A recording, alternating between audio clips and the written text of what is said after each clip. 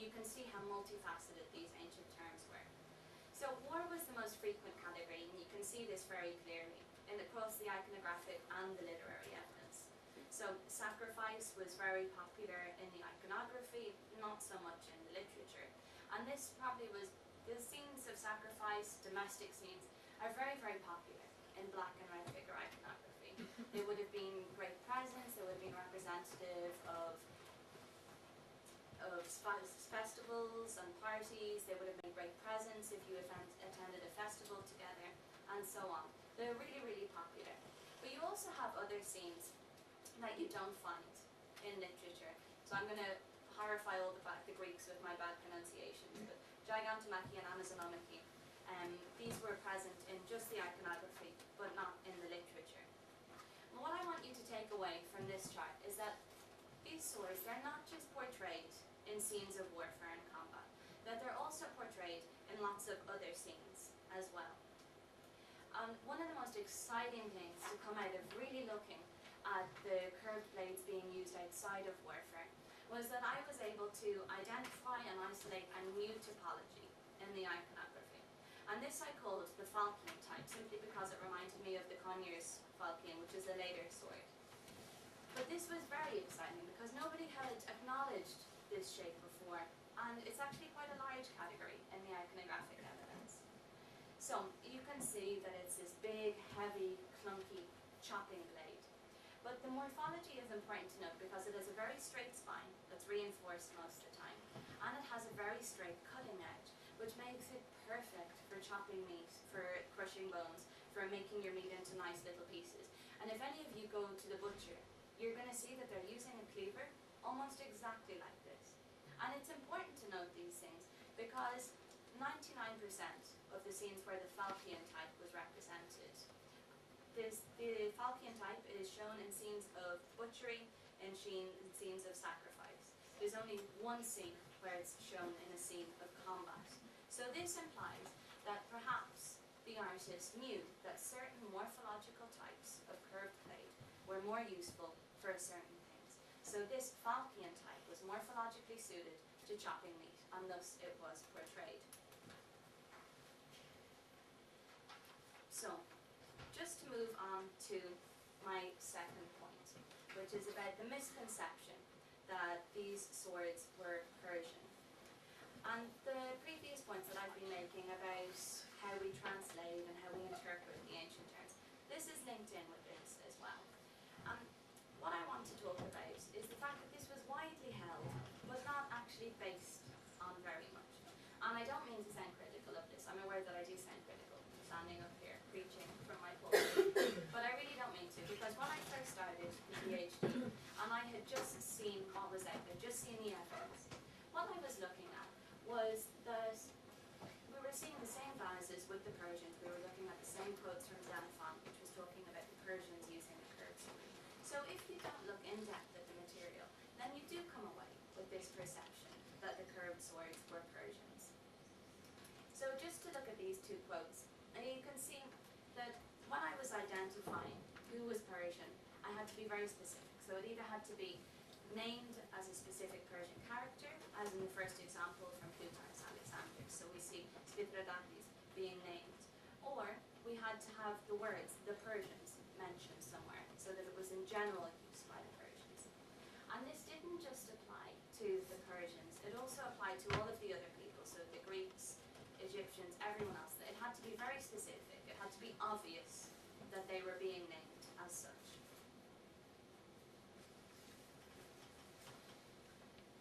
So, in Xenophon, he does link the terms machaira and kopis with the Persians. That's undeniable.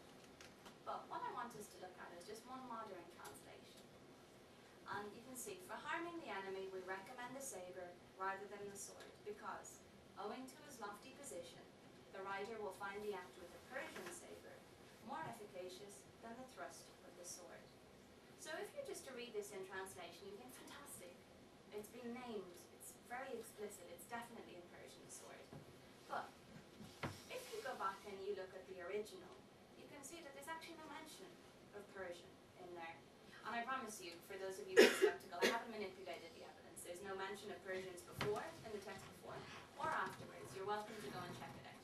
So I was really intrigued by this, and I was thinking, why on earth has the translator said so specifically that this is a Persian sabre? And so I went and I was looking through the Loeb translation, and eventually I found a little footnote. And it said, and I quote, "Kopis is the special name for the Persian sword," end quote. That was it. There was no evidence provided.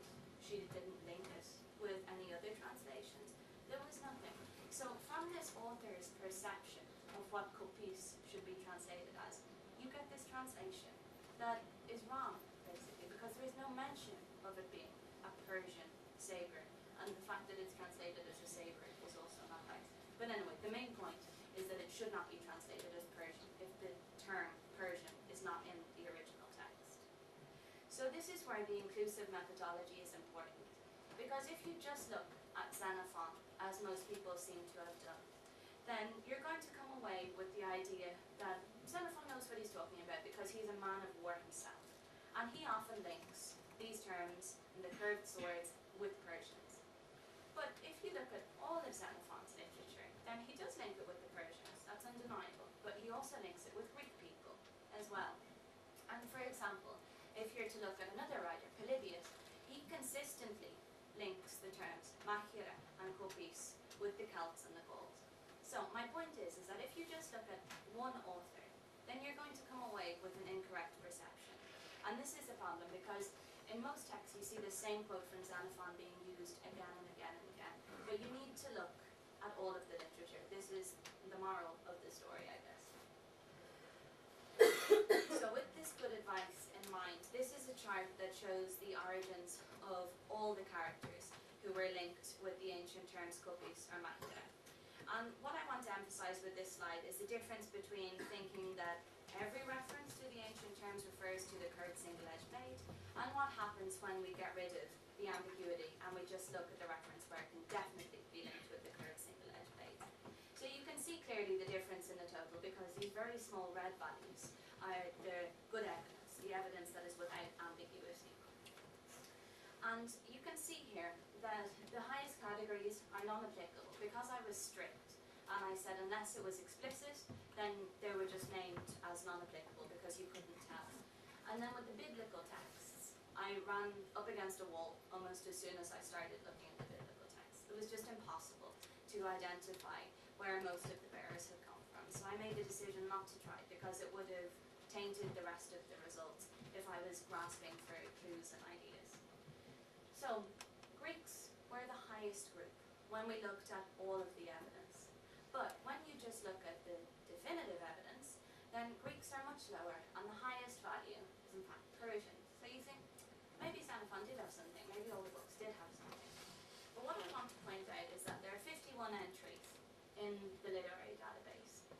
8 of these are linked to the Persians. 8 out of 51 is not all that much.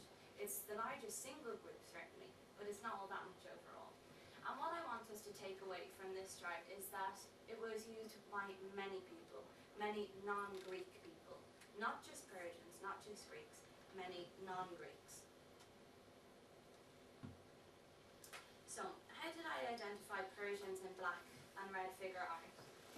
And this was a little bit problematic because sometimes Amazon women are dressed up as Persians to emphasize their otherness, or you have Persians and Scythians portrayed in a similar fashion. But generally there were a couple of ways that you could identify the Persians in Greek art. And this would be embroidered tunics of stripes, spots, fancy clothes, felt shoes, soft hats, they're often bearded. But one of the most important things that I was looking at was the idea of body language. So you can hear in the upper left-hand example where the Persian is running scared. His arms are everywhere, his legs are spread, he has googly eyes, his mouth is open. He looks scared, he looks like a coward, he's running away. Whereas if you look at the Greeks, you can see how the body language is very different. So of course you would expect this because there's a message of propaganda inherent in these images.